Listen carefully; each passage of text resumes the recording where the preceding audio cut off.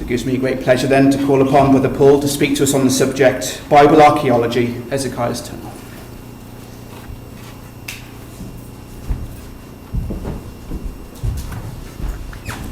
Thank you very much. Thank you all for being here and for those joining online this afternoon. We're looking at the times of Hezekiah and exploring the consistency between archaeological finds and what the Bible actually says. Our hope being to strengthen our faith in the truth of God's Word. Begin, if you will, by casting your minds back, if you can, to the times of the Kingdom of Israel as a united nation. First established in the book of Exodus about 1600 BC, 3,500 years ago, when God said to the children of Israel, "You shall be unto me a kingdom of priests and holy nation." So the kingdom was born. When Israel entered into their own land after the time of Joshua and 450 years of judges, they sought a visible monarch to reign over them, like the nations around them. And then Saul was that first appointed king, and he began a very long line of kings before the eventual temporary overthrow of the kingdom because of wickedness. Now Saul was succeeded by David, a man after God's own heart, and he gave way to Solomon, of whom we read, "His presence the kings of the earth sought to hear his wisdom that God had put in his heart." Now, Solomon's son was Rehoboam. He was the next king, and during his reign there was a revolt, and the kingdom, which were around 980 BC now, was divided into two, commonly referred to as the 10 tribes in the north and 2 tribes in the south. And the picture on the map hopefully just gives that summary of the divided kingdom. Now the northern kingdom, which is called Israel, was overthrown because of wickedness, and this was brought about by the invasion of Shalmaneser, king of Assyria, during the reign of Hoshea, who was the last king of that northern kingdom of Israel. Now Hezekiah, who we're dealing with this evening, lived at the same time as Hoshea. We're now about 720 BC, and he began to reign in Jerusalem at the age of 25, as we read in our introductory reading. And he was son of Ahaz, the previous king of Judah. And Ahaz, in the interest of himself, had made a deal with the mighty nation of Assyria. If we just look on the map, we can see over to the right the empire of Assyria, and we can still see on the left-hand side there Samaria, the capital kingdom of the north, and Jerusalem, the capital kingdom of the south. Now, when Ahaz was king, Judah was threatened by an alliance between Syria and Israel. They joined forces together, and they were planning to overthrow Judah. And so by making a deal with Assyria, we find that the threat to Judah subsided. That record is in the scriptures, and it's quite detailed in the 2nd of Kings, chapters 15 and 16.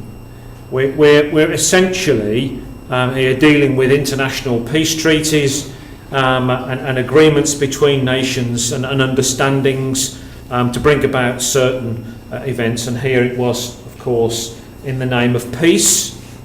Assyria came to help Judah. But from that moment on, the sovereignty of Judah was compromised, and they became, as it were, a tributary nation to Assyria, paying protection money each year.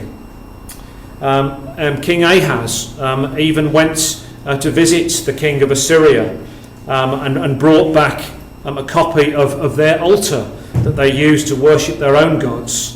And he even defaced the temple furniture that Solomon had made, expressly according to God's pattern. He defiled it, and the true worship of God was almost totally extinguished, with all sorts of idolatry and false practices then being undertaken. And that was the reign of Ahaz, Hezekiah's father. Then in total contrast, when Hezekiah came to the throne, he was considered to be a good king in the eyes of God. And he attempts to reform Judah and re-establish true worship. And those efforts were met with prosperity because God looked down in favour upon that work.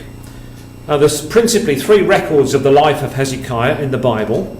There's one in the Kings, there's one in the Chronicles, which we were reading of a moment ago, and there's also one in the book of Isaiah, who was the prophet who lived at this time. And if we were to take all the 3 records of Hezekiah's life, we can establish quite clearly that unlike his father, Ahaz, he made a real effort to serve the God of Israel, the God of heaven and earth. And during the first month of his reign, he opened up the house of the Lord and brought in the priests and the Levites and re-established true worship. He repaired the temple, and Hezekiah sent invitations throughout Israel and Judah to come and keep the feast of Passover at Jerusalem. And many came, and we read these words: "For since the time of Solomon, the son of David, the king of Israel, there was not the like." So it was an incredible moment with Hezekiah's reforms. And then the people went forth, destroying all the false images that they had started to worship, and they abandoned the groves, and they broke them up into small pieces in favour of the true worship of the God of heaven and earth. And all this only took 7 months of Hezekiah's reign. It was a real transformation. The work of Hezekiah in the history of Judah was uniquely important. I'd like you to turn with me, if you will, to the 2nd of Kings and chapter 18, where we can see some of these things mentioned. The 2nd of Kings 18, reading at verse 1. "Now it came to pass in the 3rd year of Hoshea," that's the last king of the northern kingdom, the son of Elah, king of Israel, "that Hezekiah, the son of Ahaz, king of Judah, began to reign. 25 years old was he when he began to reign, and he reigned 29 years in Jerusalem, and his mother's name was Abi, the daughter of Zechariah. And he did that which was right in the sight of Yahweh, according to all that David his father did." Look with me at now verse 5. "He trusted in the Lord Yahweh, God of Israel, so that after him was none like him among all the kings of Judah, nor any that were before him." Verse 7. And the Lord Yahweh was with him, and he prospered whithersoever he went forth, and he rebelled against the king of Assyria, and served him not. Now that's a key moment, because whilst Hezekiah prospered in his work, it was in the 4th year of his reign that Shalmaneser came up against Samaria and took the northern kingdom into captivity, having besieged it. And it took 3 years for that siege to finally work, and the city fell, and Israel were carried away into captivity. The key then is that Hezekiah broke all his alliances with Assyria and rebelled against him, and refused to pay the money that was due. And so the activity of invading the northern kingdom and taking it away captive left Judah very isolated in this region of the world. Bear in mind, Assyria's empire was massive in its expanse, and just in the middle was this little pocket of the kingdom of Judah. Hezekiah still refused to pay the tribute money and placed his trust in the God of Israel, so that there after him there was none like him among all the kings of Judah. Now then, verse 13 tells of the invasion of Judah by Sennacherib.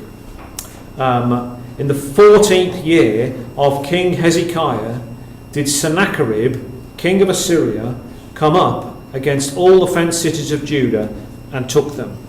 So we have this encircling of Jerusalem as Sennacherib, the son of Shalmaneser, comes up against Judah, threatening to invade. He was the grandson of Shalmaneser.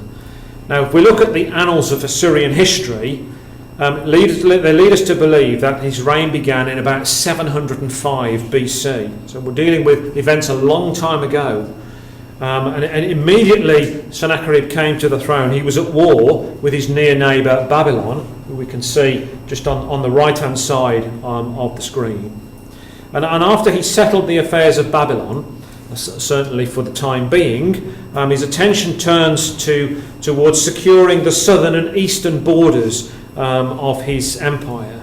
And he then moved towards Palestine to deal with the rebellion of Hezekiah, Tyre and Sidon, and other small sovereigns who dared to question the might of his great power. And in the process of this offensive, verse 13, we just read, records the outlying cities that were taken as Sennacherib sweeps in like a river flooding into the land. And many of the population then were taken into captivity. These are important principles to remember when we look at the record of archaeology. So all the outlying cities were taken, and lots of people went into captivity. So as the Assyrian army advanced, Hezekiah was very sensible in his preparations and plans for war, and anticipated the possibility of a lengthy siege, especially so having witnessed the 3 years in which Assyria had besieged Samaria. And so certain preparations were made. Let's go back to the chapter we had read earlier, the 2nd of Chronicles and chapter 32.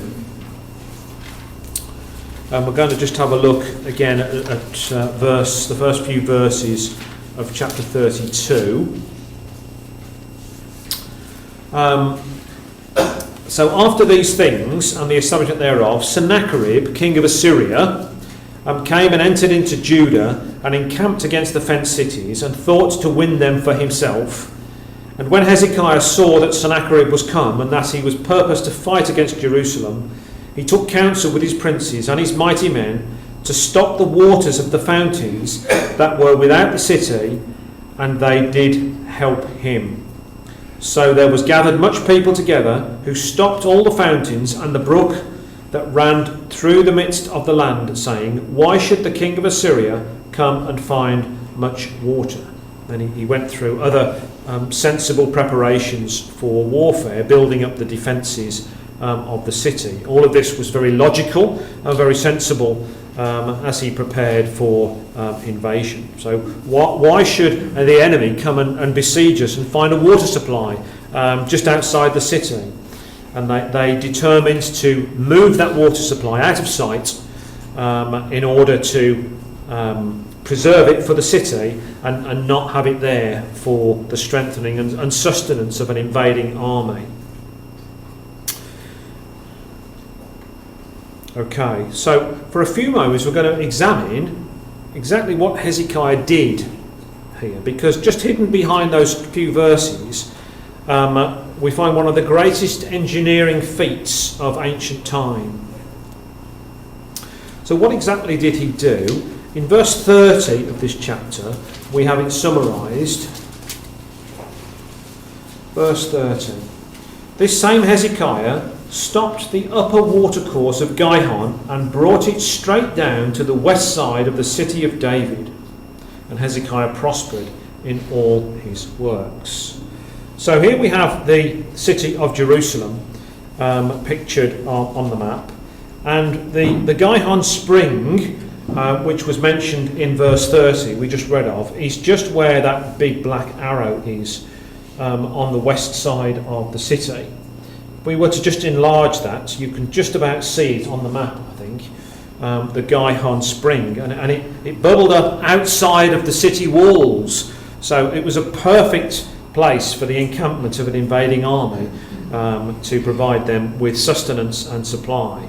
So very, very sensible to think, well, we're going to move that out of its place. So that spring then was in the valley of Kidron, outside the city walls.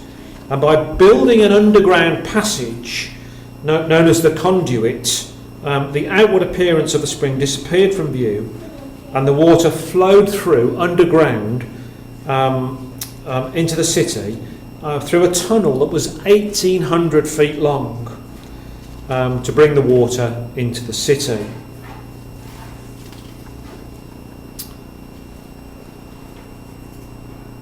So here you can see on the map exactly the route from the Gihon spring right the way into the lower part of the city so the water could flow.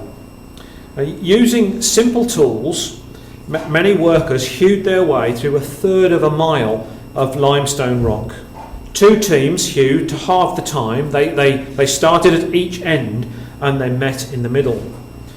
The tunnel's about 6 foot high and very evenly cut throughout its length. In view of the height of the city, the tunnel had to stretch for quite a way to reach a point low enough for it to flow into the city, emerging at a point known as the Pool of Siloam. Now the spring at its source was called Gihon, which means gushing fountain, typical of the rushing water that was seen at that end. And there was a long shaft not far from the Gihon within the city walls from where the water was once drawn up into the city. Now this underground conduit was discovered in 1838 by Edward Robinson, a Bible archaeologist, and it's still there today, and I understand you can walk through it from one end to the other when the water level is low enough. And there's a photograph from inside the tunnel. Now the Pool of Siloam inside the city is apparently not as big as it used to be, but nonetheless it's all still there. And this is the place where Jesus sent the blind man to wash and receive his sight. I mean, what great vision Hezekiah had in the first place to construct the tunnel. Now, it wasn't until 1880, so that's about 50 years after the tunnel had been discovered. This is during an expedition by a German architect called Dr. Schick. And allegedly a young boy fell into the pool, and the Pool of Siloam, and accidentally discovered an inscription in the wall of the tunnel just above the waterline, and partly obscured by lime deposits. And this inscription turned out to be 6 lines of Hebrew recording the story of the excavation of the tunnel. That's the entrance to the tunnel at the Pool of Siloam end in the city of Jerusalem. Now the inscription was removed from the wall, and the original is now in a museum in Istanbul in Turkey, but before it was removed an impression was taken and a replica is in the British Museum.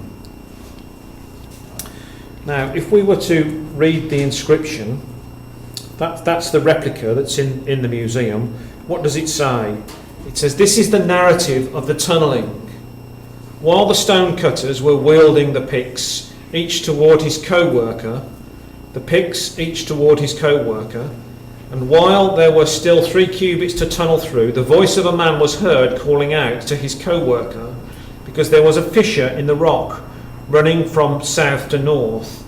And on the final day of tunnelling, each of the stone cutters was striking the stone forcefully so as to meet his co-worker pick after pick, and then the water began to flow from the source of the pool, a distance of 1,200 cubits, and 100 cubits was the height of the rock above the head of the stone cutters."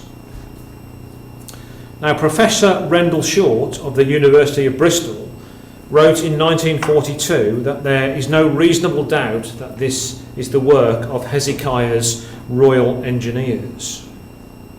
As part of the defences for the city, Hezekiah tried to build the morale of his people, and not only did he build up the walls, build up the strength of the city, he then tried to build up his people and encouraged them to trust in God. Although this must have been difficult in his day, seeing the rest of Judah, the outlying cities, all swallowed up by an invading force, having seen the northern kingdom of Israel swept away by the Assyrians, building up the strength of your people in a tiny city in comparison was a very difficult task. The prophet Isaiah foretold of these events when he describes the king of Assyria like an overflowing river. He shall come up over all his channels and go over all his banks, and he shall pass through Judah. He shall overflow and go over. He shall reach even to the neck, and the stretching out of his wings shall fill the breadth of thy land, O Emmanuel. So a very vivid prophetic picture of the Assyrians flooding into the land right up to the neck.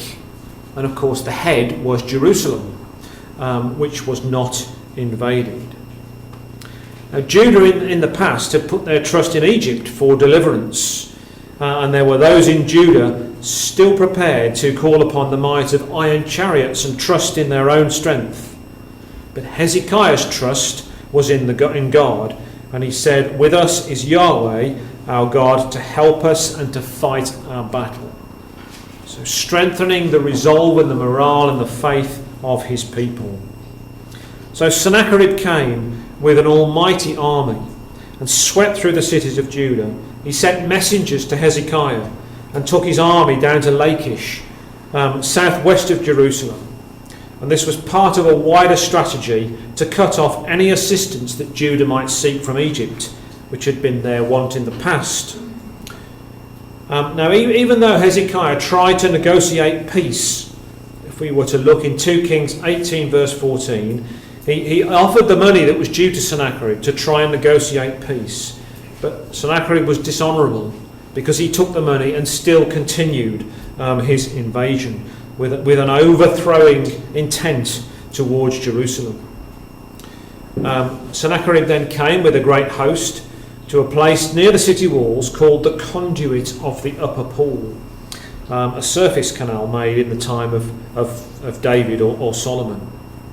So a great exchange took place between the Israelites, or those of Judah that were in Jerusalem, and the invading army across the city walls, as the inhabitants of Jerusalem were locked and penned inside the city, surrounded by the Assyrians. The Assyrians blasphemed the God of Israel and suggested that because no gods of any of the other nations had been able to save them, so Jerusalem would be the same.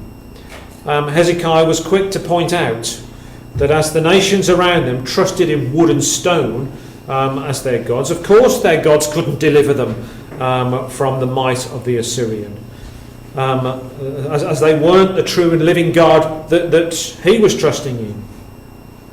So Hezekiah sends messengers to the prophet Isaiah, and the prophet sends a message back. Come back with me to the 2nd of Kings in chapter 19, and where we have the record of the message coming back from Isaiah the prophet, of whom it was common for the kings to refer to in their day. 2nd of Kings 19 and verse 6. And Isaiah said unto them, Thus shall ye say to your master, Thus saith the Lord Yahweh, Be not afraid of the words which thou hast heard, with which the servants of the king of Assyria have blasphemed me. Behold, I will send a blast upon him, and he shall hear a rumour, and shall return to his own land, and I will cause him to fall by the sword in his own land. So, Rabshakeh returned to Sennacherib and communicated Hezekiah's defiance, and as a result, the mighty Assyrian host came and laid siege to Jerusalem as they defied Hezekiah. This time Hezekiah had the same threat, but he received it by a letter, which he took and laid it upon in the house of Yahweh and prayed and received a response. In verse 32 of this chapter, Therefore, thus saith Yahweh concerning the king of Assyria, he shall not come into this city, nor shoot an arrow there, nor come before it with shield, nor cast a bank against it. By the way that he came, by the same shall he return, and shall not come into this city, saith Yahweh. For I will defend this city, to save it for mine own sake, and for my servant David's sake. So deliverance and protection were given by Yahweh, and Jerusalem on this occasion was not overthrown. And Hezekiah and the inhabitants of Jerusalem were saved from the hand of Sennacherib, the king of Assyria. So that sort of completes the historical dialogue and the narrative around these events, which are reasonably clear for us to understand, and we certainly have some archaeological evidence to show that that tunnel was built. Now, it was the custom of the kings of Assyria to record their campaigns and set in stone their achievements, although, as you would expect, they were always less colourful about their failures. The monuments they produced were buried by tradition in the corners of rooms, in houses, in tombs, and that they were there for posterity and for the pleasure of the idols that they worshipped. Now, Sennacherib was no exception. He carefully recorded his military achievements, and one such record is in the form of a clay prism that was discovered in 1880 by Colonel R. Taylor whilst excavating in Nineveh, the former capital of Assyria. And this is a picture of the clay prism. The original six-sided prism photographed in this picture is on display in the British Museum, and a complete transcript has kindly been supplied by the Department of Assyrian Antiquities. Now, the prism itself records 8 campaigns of Sennacherib, one of which happens to be his assault on Jerusalem, which is very interesting when we compare it with the record that we've been reading in the Bible. 8 records of campaigns. 7 of them have very graphic language depicting overwhelming victory, and language is used of things like "not one escaped," "their corpses I hung on stakes," "I set them on fire," "I besieged," "I captured," "I destroyed," "I devastated," "I burned with fire," "I shattered his host," "I conquered," "I decimated the enemy host," "I cut their throats." Merciless, vicious, aggressive, ruthless was the king of Assyria. Only a man full of his own importance would record such terrible boasting. It wasn't customary for the kings to record their defeats. And it's therefore not surprising to see no defeat of his forces detailed in the 8th account of the assault on Jerusalem. But neither is there any great victory recorded either. It's quite remarkable to see details of the exchange with Hezekiah and the overthrow of the fenced cities of Judah, in line, perfectly in line with the Bible record. No claims to have overthrown Jerusalem itself, which again is consistent with the Bible record. Now, if we were to have a look at what the prism actually says, this is the record concerning Hezekiah.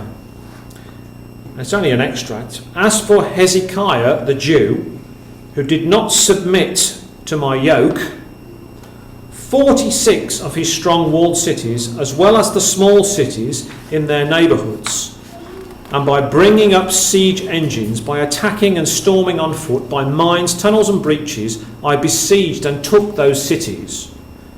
200,000 people, great and small, male and female, horses, mules, asses, camels, cattle and sheep, without number, I brought away from them and counted as spoil." And so the attack on the cities of Judah, which we read of in the record of the kings, is recorded They're in the Bible. And we've already seen it in 2 Kings 18 verse 13. In the 14th year of Hezekiah did Sennacherib, king of Assyria, come up against all the fenced cities of Judah and took them.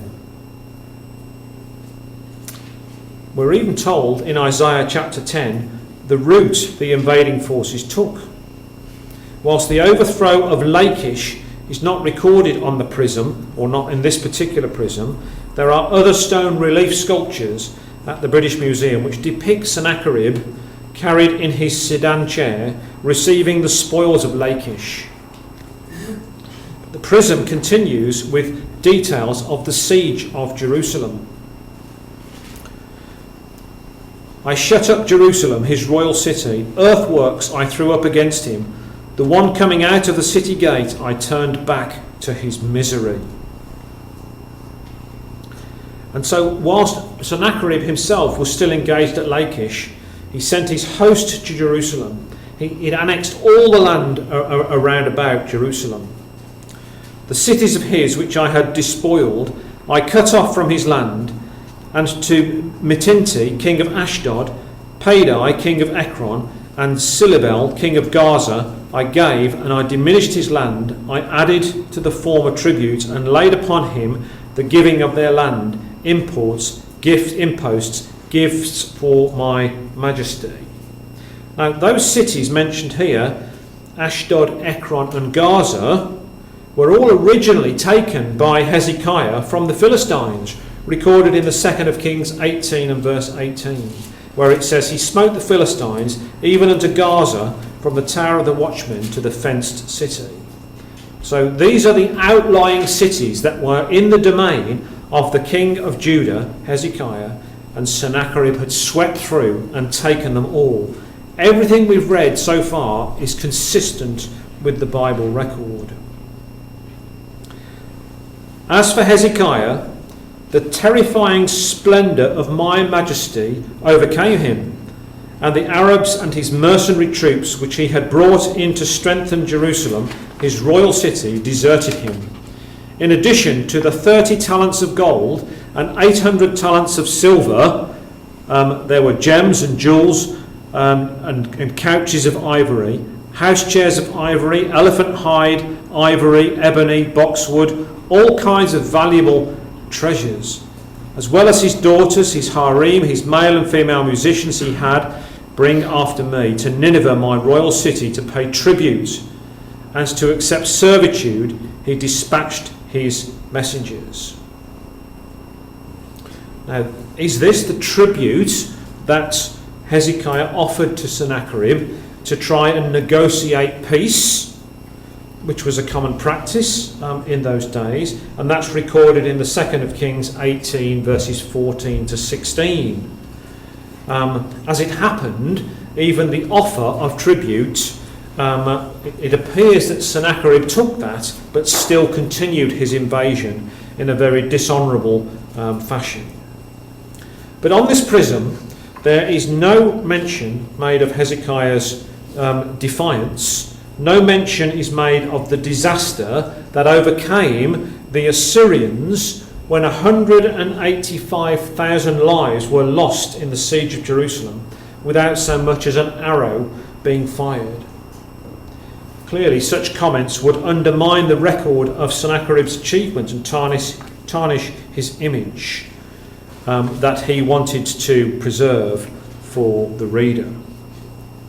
And so, in truth, Jerusalem was delivered by the hand of Yahweh, and Sennacherib then, after the huge defeat of his army, returned to Nineveh. In 2 Kings 19 and verse 36, so Sennacherib, king of Assyria, departed and went and returned and dwelt at Nineveh. And it came to pass, as he was worshipping in the house of Nisroch his god, that Adramelech and Sharezer his sons smote him with the sword, and they escaped into the land of Armenia, and Esarhaddon his son reigned in his stead. So for all that we've read and understood of this campaign against Hezekiah and the defences that he prepared and the encouragement of his people, the records found in these Assyrian archaeological finds are all in harmony with the Bible account of this part of Hezekiah's life, and provides us with some reasonable external evidence of the accuracy of the Scriptures. Nothing that we've read recorded on that prism contradicts what we've read in the Scriptures. Some of the moments of defeat are missing, which is understandable because that's how the kings of that day recorded their adventures. So chapter 20 of the Second of Kings goes on to record that during the time of the siege, Hezekiah was a sick man, so ill he was near to death, and he prayed to God for mercy and called upon God to remember his faithfulness, and as a result 15 years were added to his life. Now, the entire record of the life of Hezekiah can teach us all a powerful lesson. And this is the important takeaway for all of us as we consider these very interesting pieces of history and the archaeological evidence that supports them. What's here for us to take away from this time together? Well, the record of Hezekiah's life is a lesson for us in itself. Hezekiah was under siege to an enemy.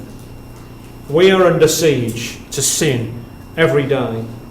The threat of our minds being overthrown is there all the time. Our conscience and moral integrity are targets for constant attack. We're people of flesh and blood, and our sin-ridden nature is such that we are sick unto death. It is a certainty that our life is limited.